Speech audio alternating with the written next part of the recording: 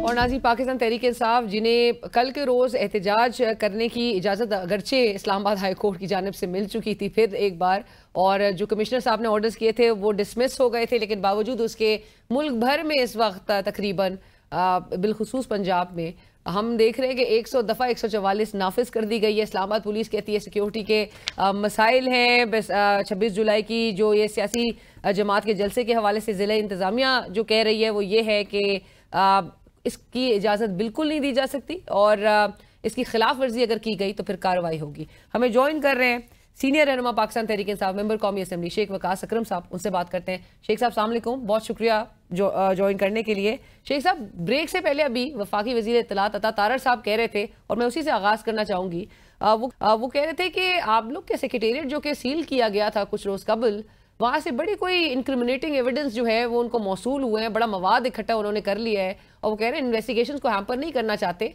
लेकिन बड़े रवाबित भी शायद स्टैब्लिश हो रहे हैं इन एविडेंसेस की बुनियाद पर जो कि कौमी सलामती के खिलाफ जाते हैं।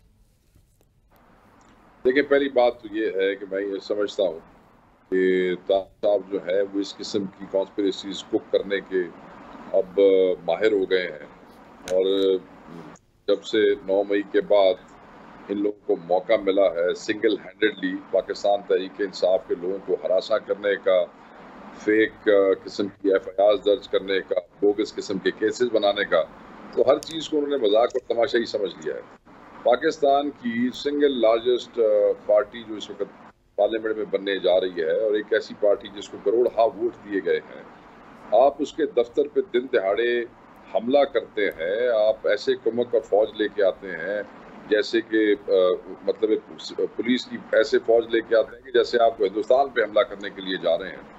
फिर आप हर फ्लोर के ऊपर नफरी तैनात करते हैं, छत के ऊपर नफरी तैनात करते हैं, डस्टबिन उठा के ले जाते हैं, फोटोकॉपी मशीन उठा के ले जाते हैं, स्टेशनरी उठा के ले जाते हैं, उन खवातीन के CV उठा के ले जाते हैं जो अपनी कुर्बानियाँ बता रही थी क्योंकि वो मेंबर बनना चाह रही थी MNA और MPA के हवाले से। फिर आप हमारे MPAs के जो है एफिडेविट्स उठा के ले जाते हैं। अब इनमें से अगर आप कोई बरमूदा निकालना चाहते हैं ट्रायंगल, या आप इसमें से हमारा कोई डोमिनिकन रिपब्लिक या आप कोई अमेरिका लंदन के साथ आप ताल्लुक जोड़ना चाहते हैं, तो you have all our record, you can tamper anything. हमारे पास तो एक्सेस कोई नहीं है। जो FIR FIA ने दे दी वो दे दी आपने। रऊफ साहब पे आज उनका 3 दिन का रिमांड ले लिया गया, एक कैंसर पेशेंट का, एक बुजुर्ग आदमी का, और अब हमें ये बता रहे हैं कि रवाबित आ गए। रवाबित आ गए तो तुसी साडी मासी दे पुत्र हो जो रवाबित तुसी लुका के रखे हुए ने, ले आओ बाहर जिहड़े रवाबित ने। तो वो तो कह रहे हैं कि, और वो तासुर यही दे रहे हैं कि आप लोग एक बहुत खतरनाक जमात है, लेकिन आपको सिस्टम से बड़ी फैसिलिटेशन आज तक हासिल है। वो कह रहे हैं जब गुड टू सी यू कहा जाए और इस तरह से फैसिलिटेट किया जाए, इतना कुछ उनके पास एविडेंस मौजूद है, लेकिन बावजूद उसके वो कह रहे हैं तमाम 9 मई से मुतालिक तमाम जियो फेंसिंग और तमाम एविडेंसेस हमारे पास मौजूद है, लेकिन जुडिशरी ने पर आप डिसाइड किया हुआ है कि आप लोग को रिलीफ देने का भी सिलसिला जो है वो जारी रहेगा। देखें, ये बिल्कुल गैर जरूरी गुफ्तगू करते हैं वो। मैं आपको ये बताना चाहता हूँ, ये हमें गुड टू सी यू याद करा रहे हैं। 50 रुपए के 100 रुपए के स्टाम्प पेपर के ऊपर इनके लीडर को जो ये कह रहे थे कि नियर डेथ एक्सपीरियंस होने वाला है, उसको मुल्क से बाहर भिजवा देते हैं। इनकी हुकूमत आती है, जिन केसों में इनको और इनकी क़यादत को सजाएं हुई हैं वो सारी सजाएं माफ़ हो जाती हैं, वो ख़त्म कर दी जाती हैं। अपना जजेस इनके मतलब जब इनकी मर्जी के केस फैसले होते रहे जिससे इनको, इनकी क़यादत को, इनकी पार्टी को फ़ायदा होता रहे, तो वो सिस्टम जो है वो जस्टिस कर रहा है। मगर जिस वक्त जजेस जो है वो आज़ाद अदलिया हमारे हक में फैसले करना शुरू करे, जिन जजों को 6 जजों ने खत लिखा, सरगोदे वाले जज ने क्या किया, मियाँ वाले जज ने क्या किया, मतलब है जब जजेस अपनी जान पे खेल के अपनी फैमिलियों की इसने दाव पे लगवाने के बाद भी एक फैसला देने की कोशिश करते हैं, तो वो जो है वो सिस्टम हमें फैसिलिटेट कर रहा है। यहाँ तक कि गुज़िश्ता रोज जस्टिस अतहर मिनल्लाह साहब ने भी मेंशन कर दिया, वो न्यूयॉर्क बार एसोसिएशन में जो वो गुफ्तगू कर रहे थे। बट शेख साहब, ये जो माहौल पूरा बना हुआ है जहाँ पे आपको कल के रोज भी एहतजाज करने की इजाजत तो बहरहाल नहीं दी जा रही, वो दफा 144 नाफिज कर दी गई है, इस्लामाबाद पुलिस के भी एक वर्जन सामने आ गया है। जलीना बीबी बेशर्मी और बेगैरती की इंतहा है छापे मारे जा रहे हैं वर्कर्स के घरों में भी। झंग में मुझे मेरे वर्कर से बात हुई, एक हमारे जो सिटी सदर हैं उनके वालिद को उठा के ले गए हैं, हमारे इंफॉर्मेशन वाले बच्चों के घरों में छापे मारे जा रहे हैं, हमारे डिस्ट्रिक्ट प्रेसिडेंट के घर में छापे मारे जा रहे हैं। पंजाब के हर जिले में इनकी टांगें ऐसे कांप रही हैं इस एहतजाज से पुरअमन एहतजाज जिसकी कॉल इमरान खान के ने दी है। इनकी शक्लें उतरी हुई हैं, तरले मिन्नतें कर रहे हैं डीपीओज और डीसीओज के, खुदा के लिए एहतजाज आप ना करें इस इलाके में। इनको डर ये है कि ये इमरान खान साहब की रिहाई के हक में होने वाला पुरअमन एहतजाज, इस क्रैकडाउन के खिलाफ होने वाला पुरअमन एहतजाज, जब महंगाई से तंग लोग, बिजली के बिलों से तंग लोग, रोटी से तंग लोग, गैस के बिलों से तंग लोग, जो जॉबलेसनेस पर, ये सब कहीं इकट्ठे होकर एक तमाशा ना बन जाए। हर जिले में क्रैकडाउन हो रहा है, एमएनएस एमपीएस की डेरों में पुलिस घुसी हुई है, एंटी करप्शन के एफआईआर दिए जा रहे हैं। ये तो एक बेशर्मी और बेहूदगी पंजाब में मच गई है। और जब भी हम मैं अब सारी अवाम को बताना चाहता हूँ आपके प्रोग्राम के तवज्जुह से कि जब भी हम कोई पुरअमन एहतजाज प्लान करते हैं, ये इतने बुज़दिल लोग हैं, ये इतने डरपोक लोग हैं, ये अवाम की आवाज़ से इतना डरते हैं कि इनको दफ़ा 144 लगानी पड़ती है। पुरअमन एहतजाज के लिए दफ़ा 144 लगानी पड़ती है, शर्म इनको नहीं आती है। सर इस माहौल में एहतजाज हो कैसे सकेगा? फिर निकलेंगे आप सब बाहर? सर सब निकलेंगे अलीना बीबी, जो निकल सका, जिस तादाद में निकल सका, कहीं ज्यादा निकलेंगे, कहीं थोड़े निकलेंगे, बट निकलेंगे। बस सर ये तो फिर अरेस्ट करेंगे, ये तो फिर गिरफ्तार करेंगे, क्योंकि उन्होंने कहा कानून की खिलाफ वर्जी जो करेगा तो फिर कार्रवाई तो करी जाएगी।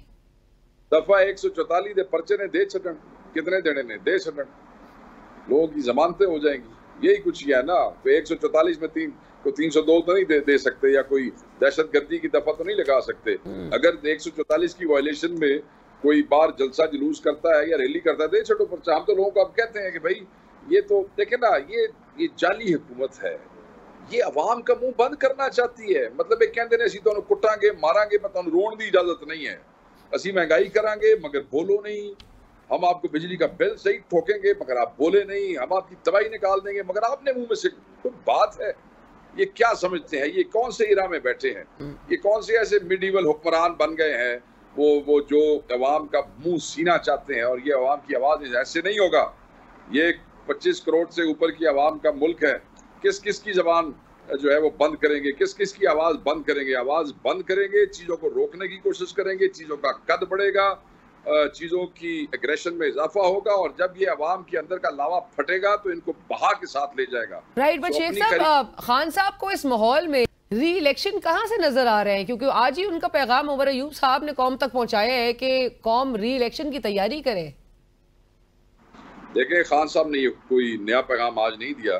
खान साहब पिछले 1.5 महीना पहले खान साहब ने कहा कि री इलेक्शन होने चाहिए। पर री इलेक्शन, आप लोग तो अपना मैंडेट रिक्लेम करने के लिए निकले हुए हैं, एक जंग लड़ रहे हैं कानूनी भी। मैंडेट के साथ ये जो कर रहे हैं, जिस तरह जजों को डरा रहे हैं, जिस तरह ये इलेक्शन ट्रिब्यूनल्स के हवाले से इलेक्शन कमीशन कर रहा है, आपने कंसीड कर लिया है कि मिलना नहीं है। हमारे नहीं, सॉरी हमारे 41 उसके लिए वो कर रहा है, तो हमें कहते हैं कि आओ मैदान, इतने तुम बड़े फन्ने खान हो तो दोबारा मैदान में उतरो। 41 के लिए तो इलेक्शन कमीशन रुजू कर रहा है रहनुमाई के लिए सुप्रीम कोर्ट को। जी करेगी सुप्रीम कोर्ट इनकी रहनुमाई, ऐसे करेगी। वो कह रहे हैं हमें नहीं पता कि पाकिस्तान तहरीक इंसाफ का चेयरमैन कौन है। वो कहते हैं कि आजकल जनादे, अब मैं क्या कहूँ, पंजाबी की कहावत है मगर वो फिर पैड़ी हो जाएगी। बस आजकल ये इनको किसी देखे ना, इनको सुप्रीम कोर्ट की जजमेंट समझ नहीं आ रही। मतलब ये इस मुल्क के इलेक्शन को डील करते हैं, इस मुल्क के इलेक्शन का सबसे बड़ा इदारा चलते हैं, और इनको सुप्रीम कोर्ट की जजमेंट या नहीं पढ़ सकते हैं। जाए वो इनकी रहनुमाई कर देंगे, उन आगे भी रहनुमाई की थी, और भी कर देंगे, तबीयत इनकी साफ कर देंगे वो। राइट, बट शेख साहब फिर यानी कि जो आप बात कर भी रहे थे कि दिसंबर में, असद कैसर साहब भी कह रहे हैं दिसंबर में आपकी हुकूमत कायम हो रही है, तो क्या इससे ये तासुर लिया जाए? और जो नून लीग कह रही है, हुकूमत कह रही है कि आपको फैसिलिटेशन हो रही है, तो आपको कहीं से पैगाम आया है? हमें कोई पैगाम नहीं आया जी, हम किसी पैगाम में के इंतजार में नहीं बैठे हुए। ना हमने अपने लीडर के लिए कतरी रॉयल एयरफोर्स का जहाज मंगाया है, ना हमने मतलब प्लेटलेट्स की बुनियाद स्टैम्प पेपर पे मुल्क से बाहर जाके जो है वो पिज़्ज़ा और बर्गर खाए हैं, ना हम ये समझते हैं कि हम खुद भाग के डिग्गी में बैठ के मुलाकातों के लिए भी कोई नहीं जाते हैं। आप मेरी बात समझ रही है ना? तो कोई ऐसा पैगाम नहीं आया है। हाँ, खान साहब ये ज़रूर कहते हैं कि ये जो है नून लीग जो है ये हमारे में और अफवाज पाकिस्तान में एक गलतफहमी फैलाना चाह रही है। ये इनकी साजिश है जो बिल्कुल हम नहीं होने देंगे और अफवाज पाकिस्तान को भी ये समझना चाहिए।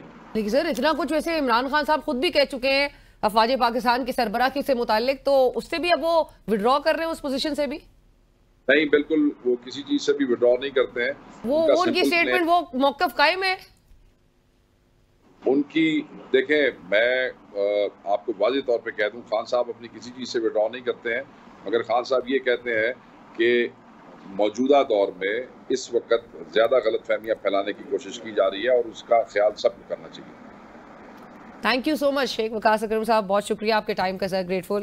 हमारे साथ सीनियर रहनुमा पाकिस्तान तहरीक इंसाफ मेंबर कौमी असम्बली शेख वकास अकरम साहब मौजूद थे, जिन्होंने कहा हमें किसी की पैगाम की ज़रूरत नहीं है। जिस किस्म के हालात इस वक्त बनाए गए हैं, वो कह रहे हैं कि ये बेशर्मी है कि लोगों को एहतजाज का हक भी नहीं दिया जा रहा मौजूदा हुक्मरानों की जानिब से। और नेचुरली एक जिस तरह का नज़र आता है माहौल, अवाम कभी भी रिलेट नहीं कर सकती इस किस्म के कोवर्जन टैक्टिक्स से, इस किस्म के ऑपरेसिव टैक्टिक्स से, इंटिमिडेशन की इन मूव से। अवाम रिलेट करते हैं तो ऐसी हुकूमत से जो कि अवाम को वाकई में रिलीफ दे और जो सही, जो आपका supreme law of the land जो कहता है उसके मुताबिक अगर मामलात को मुल्क में चलाए जाए। बढ़ेंगे एक ब्रेक की तरफ। ब्रेक के बाद हम जानेंगे पीपल्स पार्टी का मौक़िफ़, क्योंकि अता तारड़ साहब ने भी कहा है कि जरदारी साहब का एक हौसला अफजा रिस्पॉन्स आ चुका है। एक ब्रेक के बाद।